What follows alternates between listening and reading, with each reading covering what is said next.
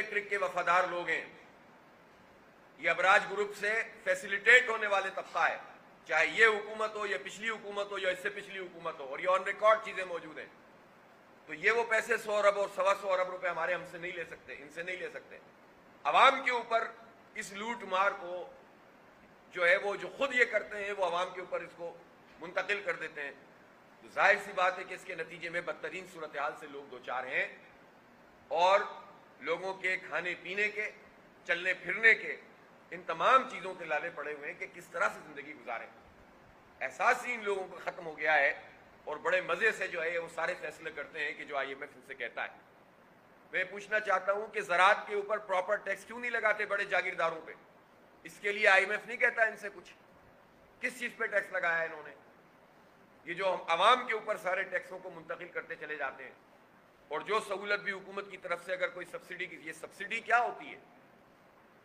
اس کو خیرات نہیں کہیں، یہ حکومت کی ذمہ داری ہوتی ہے کہ وہ سیکٹرز کے جس میں عوام، چونکہ آپ نے عوام کا تو بیڑا غرق کیا 75 سال میں، عوام کو ڈیولپ نہیں ہونے دیا ہے، عوام کو بنیادی سہولتوں سے محروم کیا ہے. جب ان 75 سال میں اس طبقہ بالا نے عوام کو اس قابل نہیں کیا کہ وہ تمام چیزوں کی ادائیگی کر سکیں، تو یہ حکومت کی ذمہ داری ہے کہ وہ سبسڈائز کرے چیزوں کو. یہ کوئی خیرات نہیں ہے، یہ عوام کا حق ہے کہ بجلی میں سبسڈی ملنی چاہیے، گیس پہ سبسڈی ملنی چاہیے. یہ انہوں نے فیشن بنا لیا ہے، اس کارپوریٹ سیکٹر سے چیزیں چند سیکھ لیتے ہیں اور لوگوں کو بیوقوف بنانے کے لیے کہتے ہیں کہ حکومت کا کام سبسڈی دینا نہیں ہے. تو حکومت کا کام اگر سبسڈی دینا نہیں ہے تو پھر آپ کیوں حکومت کر رہے ہیں؟ پھر نظام مملکت کیسے چلے گا؟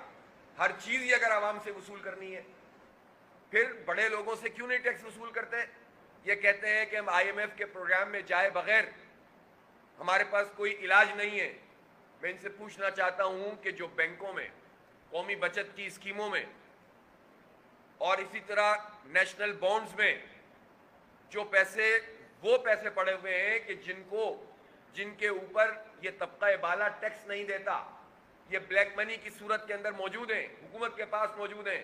میں مفتاح اسماعیل صاحب سے پوچھتا ہوں کہ وہ اگر عمران خان کی حکومت میں بھی اور اس سے پہلے نواز شریف کی حکومت میں بھی ایک ایمنسٹری کی اسکیم آئی تھی، اور یہ کہا گیا تھا کہ آپ ایمنسٹری اسکیم کے ذریعے سے یہ پیسہ لے کر آئیں گے تو ہم آپ کے پیسے جو ہے وہ وائٹ منی کر دیں گے، ورنہ آپ سے ہم ضبط کر لیں گے آپ کے پیسے. تو میں دونوں حکومتوں سے پوچھتا ہوں، عمران خان کی حکومت سے اور نواز شریف کی حکومت سے، اور دوبارہ نواز شریف اور پیپلز